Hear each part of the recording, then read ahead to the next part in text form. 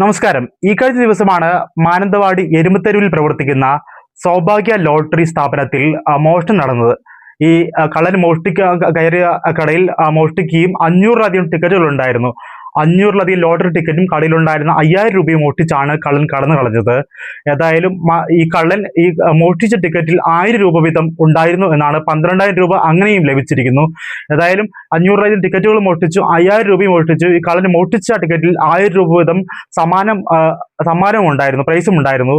ഏതായാലും ഈ കടയുടെ ഉടമ പോലീസിൽ പരാതി നൽകിയ അടിസ്ഥാനത്തിൽ പോലീസും ഫോറൻസിക് സംഘങ്ങൾ അടക്കം കൃത്യമായുള്ള പരിശോധന ആരംഭിച്ചിട്ടുണ്ട്. ഈ കള്ളന്റെ ദൃശ്യങ്ങളടക്കം തൊട്ടടുത്തുള്ള വ്യാപാര സ്ഥാപനങ്ങളിലും ഉള്ള CCTV ക്യാമറകളിലടക്കം പതിഞ്ഞിട്ടുണ്ട്. ഏതായാലും പോലീസിന് പ്രതികളെക്കുറിച്ച് സൂചന ലഭിച്ചു എന്നാണ് അറിയാൻ സാധിക്കുന്നത്. ഏതായാലും മാനന്തവാടിയിലും ഒക്കെ വ്യാപാര സ്ഥാപനങ്ങളിൽ കുറച്ച് നാളുകളായി ചില സ്ഥലങ്ങളിലൊക്കെ ഇങ്ങനെ ഒറ്റപ്പെട്ട മോഷണം നടക്കുന്നുണ്ട്. ചില കുറ്റവാളികളാണോ എന്നുള്ളതടക്കം പോലീസ് പരിശോധിച്ചു വരുന്നുണ്ട്.